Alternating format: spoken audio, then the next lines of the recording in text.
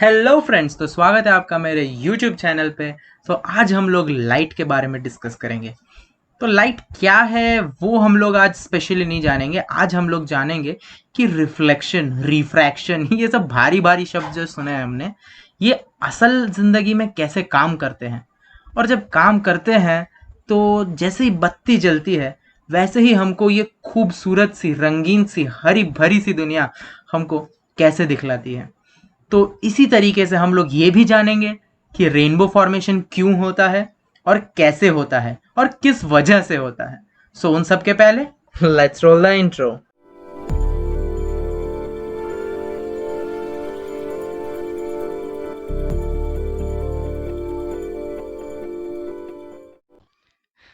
तो रिफ्रैक्शन जो है वो हम लोग आज के एपिसोड में हम लोग स्टडी करेंगे रिफ्रैक्शन क्या है। तो रिफ्रैक्शन हम लोगों ने सुना है कि वो तभी होता है जब लाइट एक मीडियम से दूसरे मीडियम में ट्रैवल करती है। It's simple. बट कभी उसको होते हुए देखा है क्या तुमने रिफ्रैक्शन को? आज वो हम लोग देखेंगे कि रिफ्रैक्शन जब होता है तो कैसा लगता है। वो एक्चुअली में हम लोग जब सिर्फ एक रे को देखते हैं होते हुए, अगर एक रे को हम लोग देख सकते हैं कभी, तो वो कैसा दिखेगा अगर एक रे सिर्फ रिफ्रैक्ट होता हुआ हमको दिखे तो। हम लोग उसको आज देखेंगे। तो ये रहा हमारा एक रे निकालने वाला लाइट सोर्स। और यहाँ पर हम लोग देख सकते हैं लाइट जो है ये गई, यहाँ पर स्ट्राइक हुई, ये पॉइंट में पॉइंट ऑफ कांटेक्ट या फिर पॉइंट ऑफ इंसिडेंस बोल सकते हैं इसको हम लोग। यहाँ पर से जो है ये रिफ्रैक्ट हुई। अब यहाँ पर से तुमको एक रिफ्लेक्टेड रे भी दिखेगी, उसके बारे में हम लोग आने वाले एपिसोड्स में बात करेंगे। अब फिलहाल जो है ये सिर्फ रिफ्रैक्ट हुई है, और ये जो है ये तुमको दिख रही है रिफ्रैक्ट होती हुई लाइट रे जो है वो जा रही है। अब सबसे पहले स्टडी करने के लिए हमको नॉर्मल चाहिए, हमने नॉर्मल को ला दिया है। और ये जो है नॉर्मल क्या है अगर किसी को नहीं पता हो तो वो सिर्फ और सिर्फ एक ऐसी इमेजिनरी लाइन है जो कि पॉइंट ऑफ इंसिडेंस पे बनाई जाती है। पॉइंट ऑफ इंसिडेंस मतलब जहाँ पर जो हमने लाइट रे प्रोजेक्ट की है वो कांटेक्ट में आती है दूसरे सरफेस के, उसको हम लोग बोलते हैं पॉइंट ऑफ इंसिडेंस। तो पॉइंट ऑफ इंसिडेंस पे हम लोग एक इमेजिनरी परपेंडिकुलर लाइन बनाते हैं, उसको हम लोग नॉर्मल बोलते हैं। ठीक है। अब नॉर्मल क्यों बनाई जाती है? तो ताकि हम लोग एंगल्स जो है उसको मेजर कर सके। ये जो दिख रहा है तुम्हें, ये क्या है? ये एंगल ऑफ इंसिडेंस। और ये क्या है? ये है एंगल ऑफ रिफ्रैक्शन। ठीक है। सो हम लोग एंगल्स अगर तुमको देखना हो तो ये रहा एंगल। तो ये रहा हमारा एंगल 45 डिग्री और ये रहा हमारा एंगल 32 डिग्री। तो ये जो है ये हमारा एंगल ऑफ इंसिडेंस, ये हमारा angle of refraction. Okay. So angle of incidence और रिफ्रैक्शन दोनों अलग अलग है। क्यों है? क्योंकि वो एक लॉ फॉलो करता है जो कि है स्नेल्स लॉ। और स्नेल्स लॉ क्या कहता है हमें? n1 sin theta 1 equals to n2 sin theta 2। अब थीटा क्या है? यहाँ पे एंगल है। अब साइन जो है ये ट्रिग्नोमेट्रिक वैल्यूज है। साइन जो है ट्रिग्नोमेट्रिक क्वांटिटी है, नॉट वैल्यू। ट्रिग्नोमेट्रिक क्वांटिटी है जिसके खुद के वैल्यूज होते हैं। ठीक है। तो साइन 45, साइन 32 इनके खुद के अलग अलग वैल्यूज होंगे। ठीक है। अब जो लोग छोटे हैं, जिनको ट्रिग्नोमेट्री के बारे में आइडिया नहीं है, साइन क्या है आइडिया नहीं है, सो तुम लोग जस्ट समझ लो वो एक क्वांटिटी है जो कि तुम लोग फ्यूचर में स्टडी करने वाले हो। एक अलग वे ऑफ मैथमेटिक्स है, एक ब्रांच ऑफ मैथमेटिक्स है जिसके बारे में तुम स्टडी करोगे। और जो 10th में है या फिर 11th 12th में है, जिन्होंने ऑलरेडी ट्रिग्नोमेट्री करा हुआ है उनको तो पता ही होगा। सो यहाँ पे एन क्या है?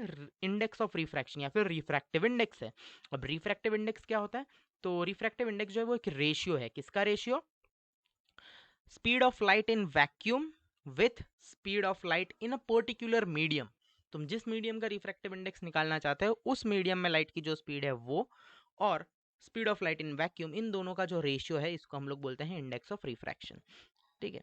तो अभी स्पीड को तुम अलग अलग क्यों होगा? क्योंकि ये जो है ये हमारा मीडियम पहला जो है वो एयर है, दूसरा मीडियम जो है वो हमने वाटर लिया है फिलहाल के लिए। सो of course water is more denser then air. So water जो है वो डेंसर क्यों है? क्योंकि उसकी जो डेंसिटी है वो ज़्यादा है, उसके अंदर जो पार्टिकल्स है वो ज़्यादा है कंपैरेटिवली टू एयर।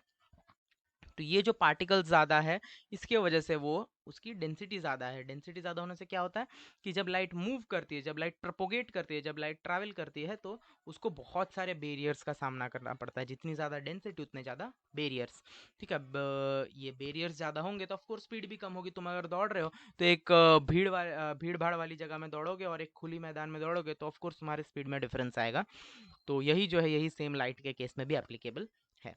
तो अब लाइट जो है तुमने पढ़ा है कि लाइट जो है वो रेक्टिलिनियर प्रोपोगेट करती है, यानी कि रेक्टिलिनियर प्रोपोगेशन जो है वो फॉलो करती है। अब इसको भी रेक्टिलिनियर ही प्रोपोगेट करना चाहिए था, यहाँ से आते हुए ये सीधा निकल जाना चाहिए था, बट नहीं निकला। ये जो है यहाँ से बेंड हुआ, तो ये जो बेंडिंग ऑफ लाइट है इसको हम लोग रिफ्रैक्शन बोलते हैं, ठीक है। अब ये रिफ्रैक्ट तो हुआ है, क्यों रिफ्रैक्ट हुआ है?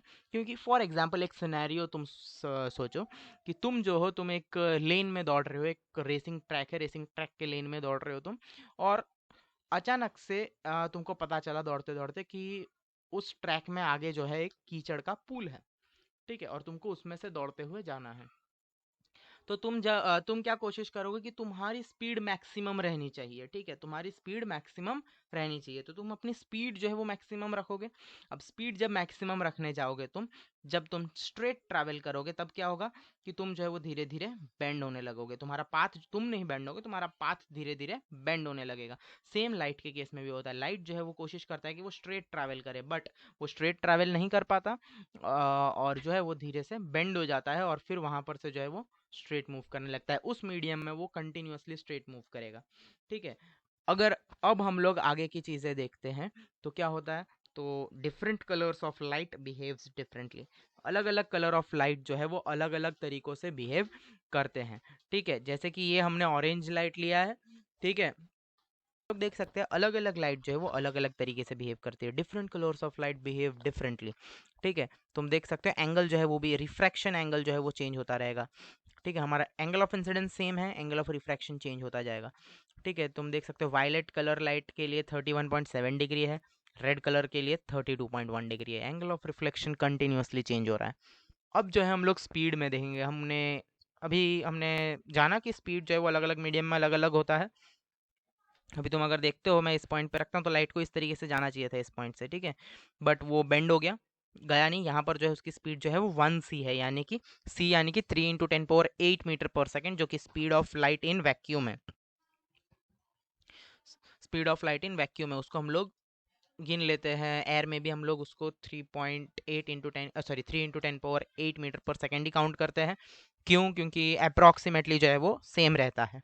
अब अगर हम लोग देखते हैं speed of light in water क्या है वो, तो speed of light in water 0.75 c है, यानी कि वो कम हो गया, 1 c से 0.75 c हुआ, वो कम हो गया स्पीड। हमने बात की थी कि स्पीड कम होती है, यहाँ पे हम लोग देख सकते हैं कि एक्चुअली में स्पीड जो है वो कम हो रही है। कि हम क्या क्या कर सकते हैं लाइट के साथ, और भी एक चीज़ दिखाना चाहता हूँ मैं तुम्हें लाइट के साथ, कि different colours of light behave differently, वो बताया, और साथ साथ में उनकी स्पीड भी अलग अलग होती है। अगर हम लोग अलग मीडियम्स में देखें, तो जैसे कि लाइट की स्पीड, रेड लाइट की स्पीड 0.75 c है, वैसे ही मैं अगर ब्लू लाइट ले लूँ तो 0.74 c हो जाती है उसकी speed. That's surprising. Speed of light कैसे चेंज हो सकती है, वो तो कांस्टेंट है ना। But it's constant in vacuum, ठीक है। वो अलग अलग कलर्स ऑफ लाइट अलग अलग मीडियम में अलग अलग स्पीड से ट्रैवल करती है, और उसका रीज़न क्या है?